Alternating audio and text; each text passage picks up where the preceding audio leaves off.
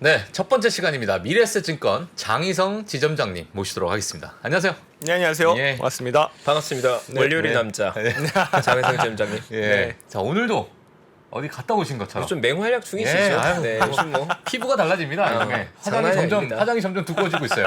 예. 아, 예. 별로 사실 개인적으로 안 좋아하거든요. 뭐 이렇게 바르는 거. 예, 예. 상남자입니다, 사실. 이런 거 되게 싫어합니다, 원래. 예, 알겠습니다. 이제 슬슬 립스틱도 바를 그럴 기세. 네. 자, 오늘 이슈부터 좀 부탁드리겠습니다. 일단은 금요일 날 예. 와, 이게 요새 좋았는데 반등이 금요일 날 뚝 꺾였어요, 시장이. 특히 그래요. 나스닥이 한 1. 몇 프로야? 87% 예. 빠졌잖아요. 누구 때문에 빠졌어요? 아, 스냅. 스냅, 이놈의 자식 스냅. 처음에는 스냅만 빠지다가 SNL 기업 빠져서 전체적으로 다 빠지더라고요. 구글까지 맞았죠. 예, 예. 네. 구글하고 스냅하고 처음에. 예. 메타까지. 메타가. 왜 빼? 왜 빼? 아, 그럼 뺄라 그랬는데. 메타는 아프니까 언급해서 상처뿐이야. 아, 아픕니다. 그래서 예.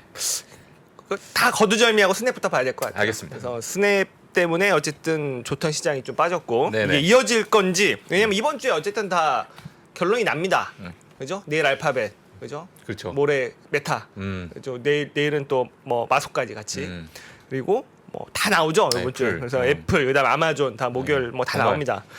그래서 일단 스냅부터 보자고요. 스냅이 사고를 쳤습니다. 예. 얼마나 나쁘길래 아. 그래서 이런 관련 SNS 기업을 다 뺐는가. 스냅이 일단 39% 빠졌어요. 그죠? 그래서 어마어마하게 빠졌는데 실적이 어떻게 나왔느냐 보면 일단 매출이 전년 동기 대비해서 한 13% 성장하긴 했어요. 근데 컨센을 3% 하회했고 근데 이게 플러스 13이 좀 충격이었던 겁니다. 왜냐하면 얘네가 어쨌든 신생 기업이기 때문에 예. 매출은 계속 늘어나는 기업이었는데 코로나가 한참일 때, 그러니까 이제 코로나 그 이후에 이제 SNS 스타트 때 처음에는 이제 되게 힘들었잖아요. 그때도 17%가 증가했는데 13%가 뭐냐? 이래서 굉장히 그 충격을 먹었고요. 그다음에 EPS는 적자 전환을 했는데 예상이 마이너스 0.01이었는데 마이너스 0.02가 나왔어요. 뭐 이거 뭐 이거 뭐 거의 그게 그거긴 하지만 예. 뭐 문제는 역시 가이던스죠. 음. 향후 전망이 매우 불확실해 보여서 가이던스를 제시할 수 없다. 진짜. 이게 좀 직격탄을 맞았고요. 어. 그러면서 밝힌 게 이제 어쨌든 3분기가 그래도 반 이상 지나왔잖아요. 예. 지금까지로 보면 예상 한 플랫 정도 온 것 같다. 아, 플랫도 플랫. 충격이죠, 그죠? 네, 그쵸. 그래서 그러면서 가이던스를 제시 못한다는 얘기는 지금부터의 남은 3분기의 매출을 가늠할 수 없다. 줄어들 그럴 가능성이 크다라고 보는 거 아닙니까? 예. 광고주가 자꾸 이탈을 하는 게 눈에 보이는 거죠. 그래서 가이던스를 줄 수 없어요. 네. 그래서 이런 얘기를 했어요. 향후 고용 속도와 영업용 지출도 낮출 계획이다. 그러면서 큰 충격을 줬고요, 스냅이. 좀 달래기 위해서 자사주 최대 5억 달러 계획, 그리고 여기 CEO가 에반 슈피겔이잖아요. 그리고 보비 머피라고 하는 CTO까지 연봉을 1달러로 동결하고 뭐 주식 보상 등도 받지 않겠다라고 했으나 전혀 소용이 없었습니다. 예.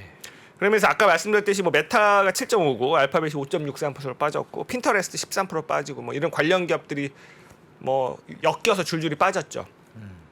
그래서 어쨌든 지금 인플레이션 때문에 기업들이 어렵잖아요, 그죠? 네. 그래서 비용을 줄여야 되잖아요, 그죠? 뭐 지금 고용도 줄이는 마당에 그리고 약간 뭐 클라우드나 이런 IT 지출도 줄이는 마당에 사실 기업들이 어려울 때 제일 먼저 줄이는 게 마케팅부터 마케팅. 줄이는 거예요. 광고비를 줄이잖아요. 예.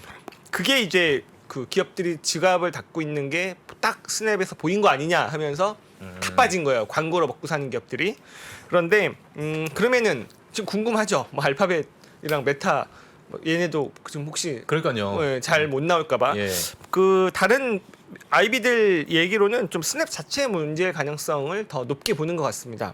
먼저 골드만삭스를 보니까 다른 광고업계 상황은 스냅보다 좀 나을 것 같다. 그래서 스냅은 광고주하고 유저 인구층이 조금 한정되어 있다. 그 젊은 애들 많이 쓰고 광고주들도 좀 특정 섹터에 몰려 있다는 거죠. 그래서 얘네가 좀 스냅이 광고를 되게 실험적으로 한대요. 제가 스냅을 안 써서 잘 모르겠어요. 근데 예, 예. 독특한 광고를 한다는 거죠. 그러면은 실험적이라고 하던데 예. 지금 모건스탠리도 그렇고 그렇다면은 이게 약간 그 기업들이 비용을 줄여야 할 때 그래도 좀 실험적인 것보다는 원래 익숙한 광고를 냅두고 실험적인 거를 줄일 가능성이 있는 거죠. 그렇기 때문에 이게 그 약간 실험적이고 비성숙한 광고 사업이라고 표현을 하더라고요. 뭔가 되게 독특하게 했던 것 같아요. 예. 그래서 이게 스냅의 부진에 영향이었을 수 있다라고 골드만삭스가 얘기했고 모건 스탠리도 코멘트를 내놓은 거 보니까 스냅은 광고주의 숫자가 작기 때문에 변동성이 크다. 그리고 업종별로 특정 소비재랑 특정 앱에 대한 노출도가 크다. 광고주가 굉장히 이제 쏠려 있다는 거죠. 그래서 뭐 타겟이 뭐 분명하니까 그럴 수 있어요. 그러면서 여기도 그런 얘기, 실험적인 광고 제품은 잘 작동하지 않는 구간이 있을 수 있다. 그런 얘기를 했고 도대체 스냅의 광고가 어떻게 좀 쓰시는 분들이 있으면 한번 얘기를 해주시면 좋을 것 같아요. 예. 그러면서 CNBC도 다른 그 빅테크 광고로 뭐 비즈니스 기업들은 좀 다를 것 같다라는 얘기를 했고요. 그러면서 이제 JP모건도 이런 얘기를 했어요. 기업들이 광고를 완전히 줄이진 않을 거 아니에요. 그렇죠. 어딘가에 집중을 해야 할 때 그러면 결국에는 알파벳과 메타에 집중을 하고 나머지 중소형 플랫폼에 하던 광고를 줄일 가능성이 더 크다. 이런 얘기를 JP모건도 했습니다. 예. 그래서 일단은 알파벳이 조금 더 억울하죠. 얘네는 이런 SNS 광고가 아니에요. 그러니까 검색 광고로 좀 다른 카테고리고 그리고 유튜브 광고 그리고 클라우드까지 매출처가 좀 다변화돼 있습니다. 네. 그죠? 그리고 메타가 사실은 비슷한 비즈니스 모델이긴 하나. 그렇죠. 그리고 이게 그 아까 말씀드렸듯이 기업들이 광고비를 축소할 때 스냅 거를 먼저 줄이지 메타 거를 먼저 좀 나중에 줄일 가능성이 있습니다. 그리고 메타는 보니까 아직 우리나라 앱은 안 바뀐 것 같은데 우리나라 앱은 괜히 지금 또 모든 개인정보 동의 뭐 광고 맞아요. 허용 인스타그램. 이거 떠가지고 네. 이렇게 난리던데 예. 아마 미국 북미부터 했겠죠. 앱을 좀 바꾼 것 같아요 화면을.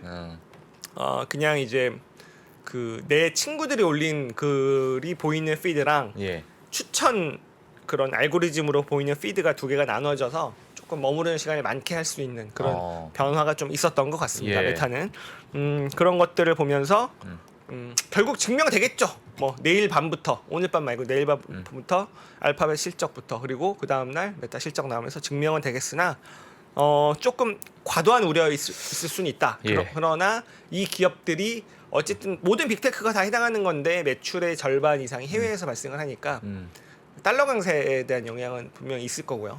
그래서 근데 또 이렇게 얘기하는 분들도 있더라고요. 그러니까 그 달러로 결제하잖아요. 달러에 맞춰서. 그래서 뭐 크게 영향이 있겠느냐. 왜냐면 그 저기 뭐냐 달러 환산 원화로 항상 결제를 우리가 그런 서비스를 이용할 때 하는 거지. 근데 또 아닌 것도 있어요. 넷플릭스 이런 건 또 아니잖아요. 그래서 그런 것들이 있어서 좀 덜하겠지만 어쨌든 오히려 달러 강세의 영향을 얼마큼 받았는지 그런 것들을 또 보는 게 맞을 것 같습니다. 그러니까 뭐 스냅의 SNS 그 기업 전반적으로 보셨을 때 뭐 물론 지금 많은 이제 아이비들이 많은 의견을 좀 내줬지만은 진현정님은 어떻게 보시나요? SNS 기업들 앞으로의. 앞으로요. 예. 그러니까 결국에 이제 광고로 먹고 사는 데잖아요. 예. 두 가지가 있는 거죠. 사용률이 떨어지는 거. 약간 이제 보면은 지금 전반적인 그런 유튜브 조회수는 좀 떨어지잖아요. 그렇죠. 거기에다가 기업들이 광고를 얼만큼 더 적극적으로 붙이느냐, 둘 다 둔화되는 건 맞아요. 그죠? 둘 다 뭐 사용률이 떨어지는 거, SNS든 유튜브든 그리고 거기에 기업들이 마케팅비를 줄이는 거 둘 다 맞는데, 그거 실적이요. 그러면 이만큼 줄어드는 폭이 있을 거 아닙니까? 그것과 주가 하락을 비교를 해봐야죠. 주가 하락과. 그죠? 예. 그것과 주가 하락을 비교해봤을 때 예. 뭐가 더 과도한가? 그러니까 나쁜 건 누가 모르냐고요. 그죠? 그러니까요. 주가는 항상 우리보다 두 수 세 수 빠르다니까요. 예. 지금 최근 너무 많이 빠져 있으니까 사실 뭐 고점 대비 막 그러니까요. 80%씩 빠지고 뭐 그래서 이러니까. 한참 좋은데 주가는 빠지기 시작하는 거고. 그러니까 그걸 우리가 못 쫓아가는 겁니다. 그런데 그래서 또 주가가 오를 때는 그 꼭 이럴 때 되게 많습니다. 아니 좋은 게 하나도 없는데 왜 올라? 그럴 때 그게 진짜 세게 오를 거니 그럴 때. 그죠? 그래서 그런 것들을 비교해 본다면 아마 예. 실적이 둔화되긴 할 겁니다만 예. 그게 과연 지금의 주가 하락과 비교를 해봐야 되는 포인트는 분명히 있을 것이다. 이미 저는 상당 부분 반영을 했을 수도 있다라고 보고 있습니다. 예. 뭐 네. 메타는 더 심하겠지만 예. 알파벳도 저기 고점 대비 낙폭을 한번 보시면 그러니까요. 예. 많이 빠졌어요. 알겠습니다. 자, 일단 뭐 알파벳과 이제 아마존 다우지수 연내 예. 뭐 편입이 될까? 뭐 이런 이제 이야기를 좀 가지고 나오셨는데. 둘 다 이제 $100대잖아요. 예. 그죠? 왜 20분의 1 주식 분할을 왜 했을까요? 20분의 1로 했어요. 그것도 예. 완전히. 왜 20분의 1로 저는 다우지수 했을까? 편입의 목적이 목적을 두고 굉장히 크다고 생각합니다. 왜냐하면 어쨌든 다 우리가 이제 서로 어색한 건데 예. 물론 지금 애플하고 마이크로소프트 들어가 있죠. 서로 어색한 건데 아니 그래도 대표 30개가 들어가는 지수에 내가 못 들어가도 어색한 거고 다우도 어색한 거죠. 그게 과연 미국을 대표하는 지수냐. 그래서 들어가는 게 맞다고 저는 보고요. 그래서 일단은 그 후보 자격은 된 거죠. 주가를 낮춰놓은. 왜 주가를 낮춰놔야 되는지는 다들 아실 겁니다. 혹시 모르시는 분들의 설명을 드리면 우리나라 코스피나 S&P 500의 지수는 시가총액 가중 평균이죠. 우리나라도 보면 삼성전자가 6만 한 1,500원 이 정도 6만 2천 원 조금 안 되잖아요. 이 가격이지만 우리나라 시가총액이 가장 크기 때문에 그렇죠. 코스피에 가장 큰 영향을 미치죠. 한때 이제 이런 하이닉스가 더 비싼 거 아니냐? 삼성전자 시가총액이잖아요, 우리 예. 그죠? 근데 다우 존스 30 지수는 진짜 가격 평균입니다. 어. 가격을 주가를 가중 평균해서 지수를 내는 거예요. 시총이 아니고. 예. 그래서 2,000달러, 3,000달러짜리는 못 들어오는 겁니다. 그게 들어오면은 100달러짜리가 20% 오르고 얘 1% 오르면 얘가 영향력이 더 큰 거 아닙니까? 그래서 가격을 낮춘 거고요. 그러다 보니까 애플이 2015년에 들어왔거든요. 들어오기 전에 7대1 주식 분할을 하고 들어왔습니다. 7대1 주식 분할을 예. 하고 들어왔어요. 그리고 나서 주가가 또 올라갔고 또 주식 분할하고 막 이러긴 했었지만 그래서 지금 현재 다우존스 30에서 가장 주가가 그러니까 시가총액 말고 주가가 비싼 게 뭘까요? 유나이티드 헬스 그룹이거든요. 521달러였어요. 521달러. 전 종가가. 네. 그러면은 똑같이 1% 올라도 유나이티드 헬스가 다우존스에 미치는 영향이 가장 큰 겁니다. 그렇죠. 얘는 5달러 오르는 네, 거니까요. 그렇죠. 그래서 그런 것들이 조금 약간 되게 재밌는 지수이긴 한데 그 그 다음이 골드만삭스예요. 323달러. 다 100달러 안 되는 애들도 있고요. 100달러, 200달러 때 있는 거죠. 예. 그래서 이게 예전에 지난번에 애플이 또 2020년에 주식 분할 앉아 있거든요. 그때도 사실 좀 논란이 있었어요. 왜냐면은 애플의 영향이 확 줄어드는 거잖아요. 다우존스에서. 그때 그래서 보면은 2020년에 그러면서 세일즈포스가 그때 들어왔어요. 왜냐면은 그런 기술주 포지션이 너무 적어서 그때 2020년에 엑소모빌이 퇴출이 됩니다. 그 다우존스 30에서 예. 굉장히 원년 멤버인데요. 이게 아주 최초 원년 멤버는 아니고 예. 이게 옛날에 12개로 시작했었거든요. 12개로 시작할 때 원년 멤버가 GE가 있었습니다. GE. 그죠? 예. 뭐 옛날 에디슨 예. 그 기업이 아니라는 얘기도 있고 제가 정확하게 그것까지 기억이 안 나는데 그게 2018년에 퇴출돼요. GE가. 그리고 그때 월그린이 편입이 되고요. 2020년에 엑소모빌이 퇴출이 되는데 엑소모빌은 30개로 늘렸을 때 원년 멤버입니다. 이것도 뭐 굉장히 거의 뭐 90년 유지했던 건데 예. 화이자 레이시온이 퇴출되고요. 세일즈포스, 암젠, 허니웰이 편입이 돼요. 2020년에. 되게 재밌죠. 그리고 나서 엑소모빌하고 화이자는 화려하게 부활을 해요. 다우존스에서 퇴출되고 나서 그죠? 화이자는 백신으로, 엑소모빌은 지금 유가가 올라서. 그러니까요. 그래서 어쨌든 이 주가가 낮아졌기 때문에 그 밸런스에서 기사가 나온 거거든요. 금요일 날. 알파벳 아마존이 편입이 될 것 같고요. 그리고 그러면 두 개가 빠져야 되잖아요. 무조건 30개입니다. 그렇죠. 그래서 화학업체 다우가 있어요. 화학업체 다우. 예. 그리고 보험사 트래블러스가 있는데 얘네 둘이 빠지지 않겠느냐. 네. 그래서 사실 30개 들어갈 만한 회사들인가 이런 생각이 좀 들죠. 그래서 예. 얘네들이 좀 빠지지 않겠냐. 그래서 편입은 어쨌든 언제 될지 모르겠지만 수순이라고 생각이 들고요. 그럴 경우에 S&P 500만큼의 추종 자금이 크진 않지만 다우존스를 추종하는 인덱스 자금들도 있습니다. 다우존스 추종 ETF도 있잖아요. 그렇죠. DIA인가? 뭐 정확하게 예. 지금 기억이 안 나는데 예. 그런 것들이 있기 때문에 당연히 수급 효과도 있을 거고 그걸 떠나서 지금 시장이 워낙 안 좋을 때 주식 분할을 하다 보니까 전혀 영향을 못 받지만 2,000달러, 3,000달러의 알파벳 아마존과 뭐 100달러대 아마존 알파벳은 느낌이 다르죠. 조금 약간 개인 투자자분들 들을 수 있는 게 예. 그런 것들이 아마 영향을 좀 받을 수 있을 것 같다. 네. 그런 생각이 좀 들었습니다. 알겠습니다. 자, 다우존스 예. 사실 그 지수 편입되는 게 크게 뭐 호재로 뭐 작용한다기보다는 어떤 상징적인 의미가 많은 상징적인 거겠죠? 거와 약간의 수급적인 약간의 공급. 수급. 예, 상징적인 게 크죠. 그래서 예. 그래도 서로 필요할 겁니다. 다우존스도 필요할 겁니다. 예. 어, 근데 뭔가- 요즘에 뭐 예를 들면 알파벳 아마존이 편입 때문에 너무 또 빅테크 쪽으로 또 치우치는 게 아니냐. 그래도 예. 이 주가가 100달러짜리가 들어와서요. 예. 그래도 그 전체적인 그 구성에서 음. 기술주 비중은 낮아요 아직. 전체적으로 네, 봤을 때. 뭐 사실 IBM이 아직 들어가 있고 아. 인텔이 들어가 있고 예. 뭐 그런 상황이에요. 엔비디아 대신에 인텔이 들어가 있고 뭐 예.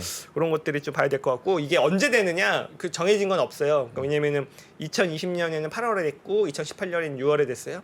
S&P 다우존스 지수위원회라는 데가 있습니다. 두 개를 같이 관장하는 거예요. S&P랑 다우존스. 그 위원회가 열리면서 이제 뭐 정기적으로 회의를 하는 것 같은데 네. 그 회의를 하면서 발표를 할 것 같습니다. 알겠습니다. 자, 일단 뭐 최근에 또 전쟁, 또 러시아 우크라이나 네. 또 이제 합의를 했습니다. 네. 예, 곡물 수출에 대해서. 곡물 수출 합의가 금요일 날 있었어요.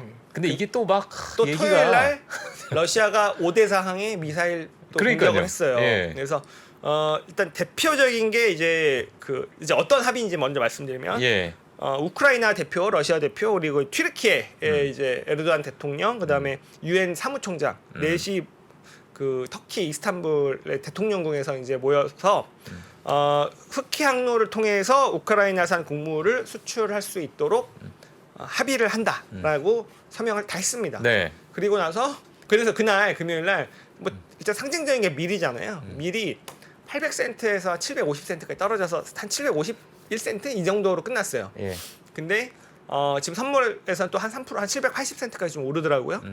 그 당연히 이제 그 다음 날 5대 항구를 또 5대 항에서 빼기로 한 건데 거기 미사일 공격을 했고 뭐 러시아는 자기는 아니다 그러는데 뭐 누가 있어요, 그죠? 그래서 근데 합의를 완전 위반한 건 아니에요. 왜냐면은 공격을 아예 안 하겠다는 게 아니라 곡물 수출을 하는 동안 그 배들이 왔다 갔다 하는 동안은 공격을 안 하겠다는 건데 그래도 항구를 공격을 해버리면 항구 기능이 마비될 수 있는데 좀 긴가민가 하긴 합니다만 튀르키예까지 끼고 한 거라서 네. 좀 지켜봐야 되겠죠. 그래서 그게 이제 보면은 이게 왜 중요하냐면 우크라이나 정부에서 추산하기로 오데사항 등지에 수출을 못해서 묶여 있는 곡물량이 2천만 톤에 육박한다고 해요.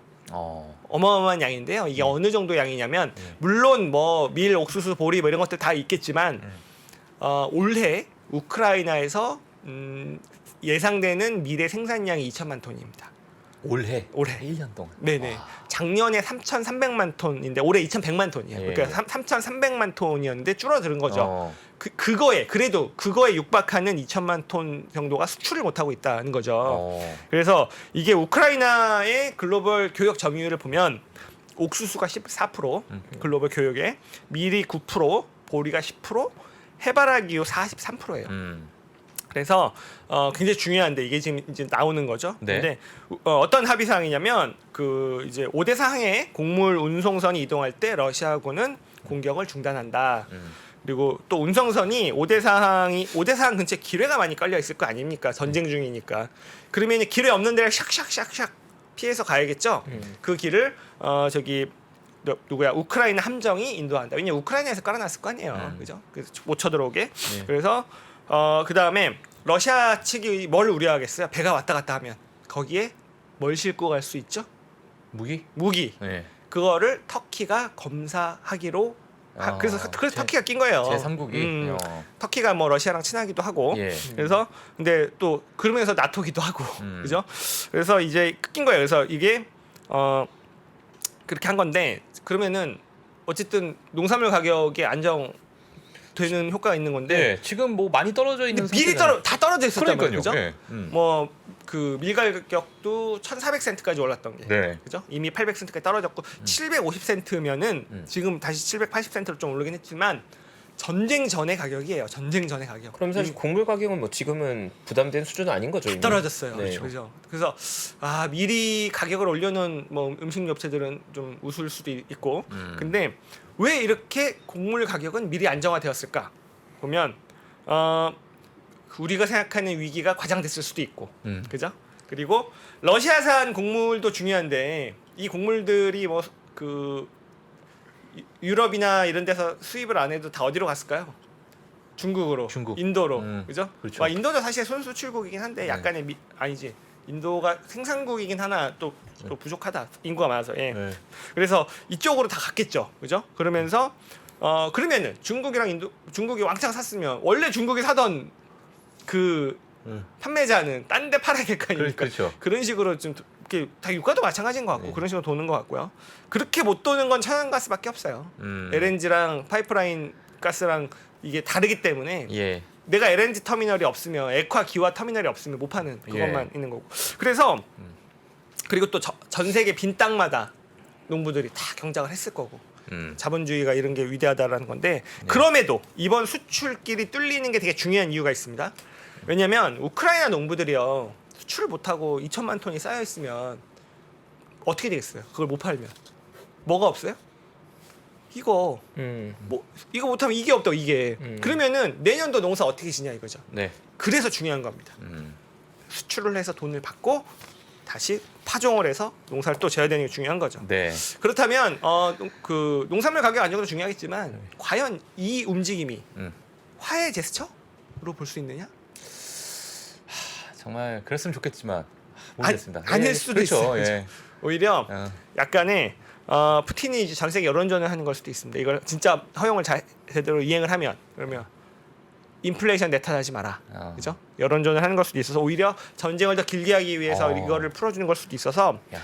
일단은 푸틴보다 더 휴전을 하기 싫어하는 건 젤렌스키 대통령일 거고요. 예. 영토의 것이 20%를 잃었다고 하는데 예. 세상 어느 대통령이 그러니까요. 자기 나라 영토가 20%를 잃었는데 휴전을 하겠습니까? 안 돼도 계속적으로 결상전을 해야 되는 거죠. 예. 알겠습니다. 그래서 그런 전쟁이 조금 길어진다이나 그리고 전쟁은 당연히 빨리 네. 종결이 돼서 인명 피해가 없어야겠으나 네. 일단은 전쟁이 끝나야 시장이 뭐 오른다 뭐 이렇게 생각했었잖아요 옛날에는. 예. 그거 좀 별개가 돼버리긴 했다. 그죠?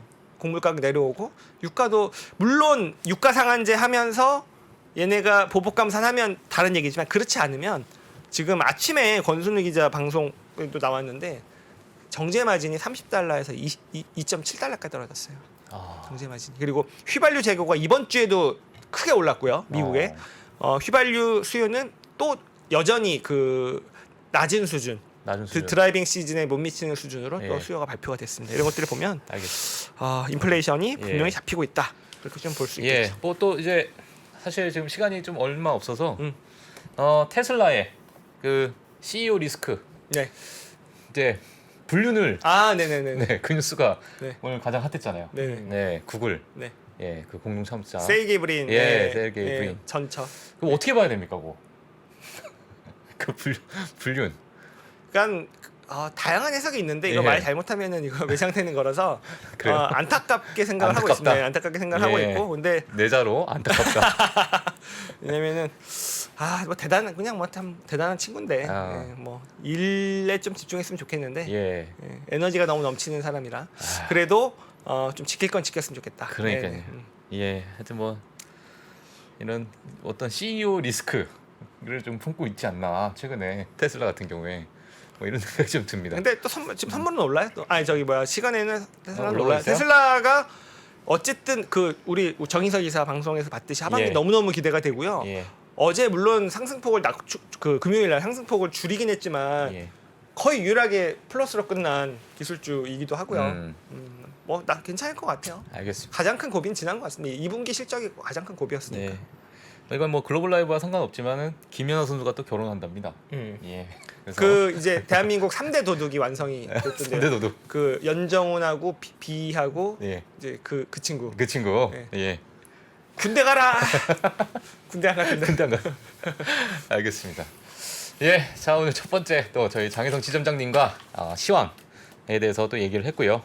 그다음에 스냅에 대해서 또 자세하게 많은 정보를 좀 주신 미래에셋증권 장희성 지점장님 너무 감사합니다. 네, 고맙습니다. 네. 감사합니다. 전자신문과 3프로TV가 투자에 대한 고민을 함께 나누는 자리를 마련했습니다. 향후 주식시장이 어떻게 될지 하락장에서 매매하는 방법과 그리고 부동산에 대해서도 함께 이야기해 보겠습니다. 자세한 사항은 3프로TV 영상 하단 유튜브 커뮤니티를 확인해 주세요.